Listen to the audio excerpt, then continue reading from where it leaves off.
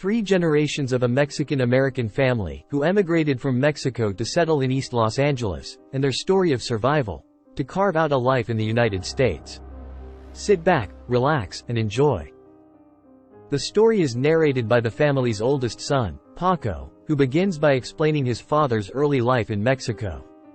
We open to a scene of a village in Mexico, where Paco's father, Jose, lives.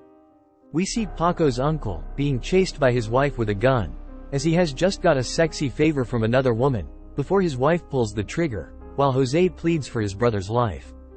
Jose Sanchez, the father of the family, is then seen making a journey on foot from Mexico to Los Angeles.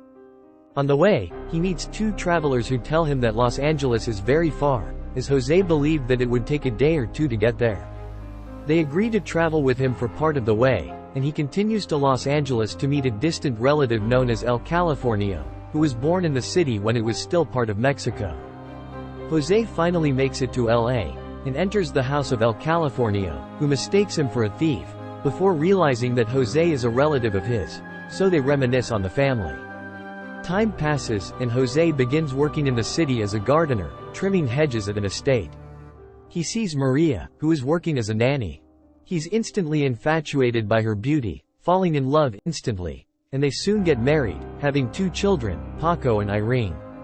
Jose has been farming corn and beans on the property with El Californio, and that afternoon, Maria invites Jose to come inside for a drink, before revealing that she is having another child, which overjoys Jose.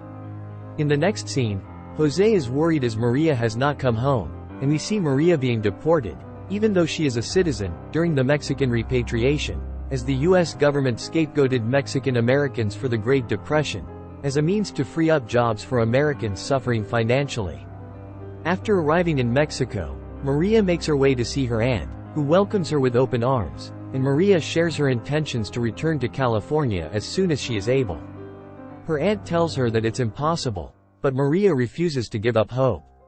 Back in LA, El Californio has died, and is buried in the backyard according to his wishes, with a sign above his grave that read, "When I was born here, this was Mexico, and where my body lies, this is still Mexico," and leaving everything to Jose.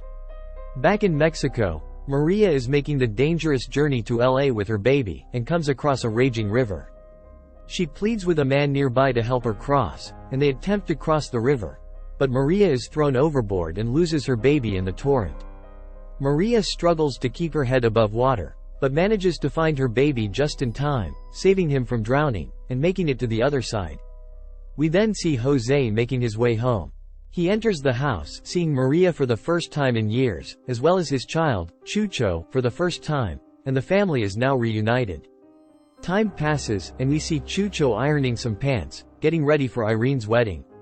We also see his sister, Tony, who is begging him to be quick, as well as Paco, who is on leave from the Navy, Memo, Paco's younger brother, and Jimmy, the youngest of the family. We then cut to the wedding, where everyone is enjoying themselves, and Jose, who is now much older, makes a speech about family being the greatest riches a man can have. During the wedding, a rival gang pulls up outside, and their leader Butch wants to start trouble with Chucho. Chucho approaches Butch and Chucho explains that he doesn't want trouble on his sister's wedding day, so Butch leaves.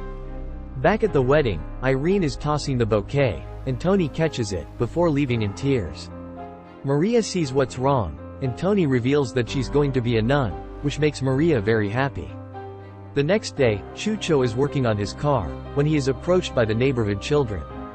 He teaches them to mambo, when the mother of one of the children grabs her child, revealing that Chucho is a Pachuco, a group associated with Zoot Suits, and a predecessor for the Cholo subculture. In the next scene, Jose is teaching Jimmy about farming and telling him a story, when he receives a call from the police about Chucho, and later that night, after Chucho comes home, they have an argument about Chucho selling green, and he reveals he doesn't want to work for a living like Jose, resulting in a physical altercation, and Chucho being kicked out of home.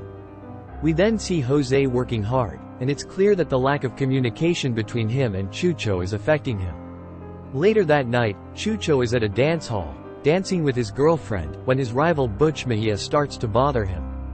This results in a bloody knife fight between the two, and Chucho accidentally kills him, so he escapes the dance hall, now a fugitive.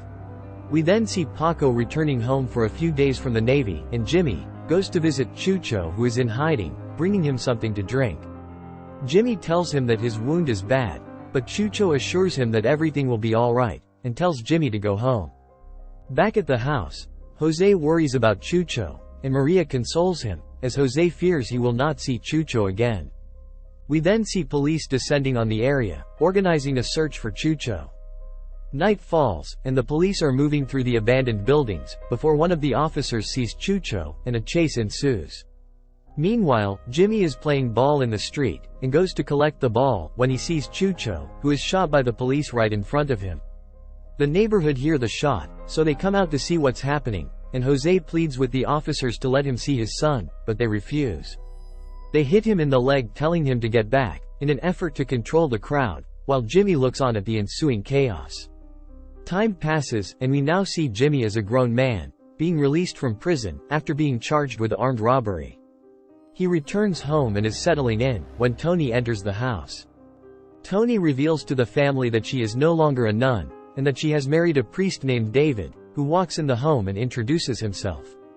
During the night, Maria talks with Jose about their children, wondering what they did wrong in parenting, and we see Paco, who is now a writer, working at Irene's restaurant to pay the bills. Meanwhile, Tony and David become involved in helping political refugees. During their work, they find out from a friend that a Salvadoran refugee, Isabel, is being held for deportation back to El Salvador, so Tony returns home, attempting to convince Jimmy to marry her, so that she is able to stay in the U.S. Jimmy is completely against the idea, refusing to marry the refugee, and a heated argument between the two occurs, before Jimmy is finally persuaded, and attends City Hall to complete the process. They finally get married, and Jimmy leaves the room, but Isabel the refugee is very traditional, and believes that the marriage was serious. Later that night, Jimmy returns to the family home, but Isabel is present, and the family try to make sense of the situation. Jimmy doesn't want to address it, so Tony explains their motives, but Maria explains that marriage is sacred, and Memo, who is now a lawyer, says that the law recognizes it, so Jimmy leaves. Later that night, Jimmy returns to his home and sees Isabel on the couch, and when he wakes up in the morning, Isabel is cooking him breakfast. He tells her to leave, as he can't believe what's happening and doesn't want a relationship, but Isabel insists that she'll be back on Friday. Over time, Isabel comes over more frequently against his wishes, and she begins to grow on Jimmy. One day Jimmy is cleaning his car, when Isabel persuades him to dance with her, and he starts to fall in love. During the night, Isabel reveals her past to Jimmy, where she saw her father get killed as a child, which he relates to, as he saw Chucho die in front of him. 5 months pass, and Isabel is now pregnant, so Jimmy begins working a job, unloading trucks to pay the bills.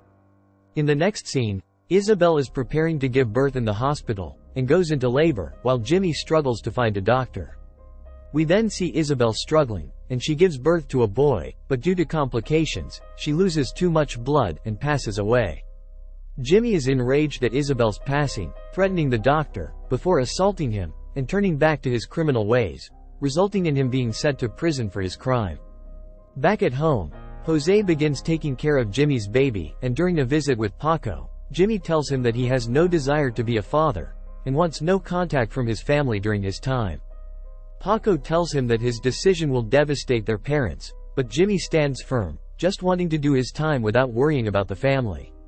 Meanwhile, Memo is doing well, working at a law firm in the city, and Carlitos, Jimmy's son, is growing up to be a wild child, always getting into trouble, as both Maria and Jose struggle to control him. Time passes, and Jimmy is finally released from prison, visiting the family home, and reconnecting with his father. Jimmy tells Jose that he plans on leaving LA to start over, asking about Carlitos, before offering some money to help with raising his boy. But Jose refuses the money, telling Jimmy that Carlitos doesn't need money, he needs a father. Jimmy starts to leave, when the door swings open, and he sees his son for the first time in years. Jose tells the boy that Jimmy is his father, but he refuses to believe it, and runs to his room. The next day, Jimmy brings his boy a gift, but the boy is stubborn, refusing to accept Jimmy as his father. We then see Memo, visiting the family home to introduce his girlfriend, and her parents tag along.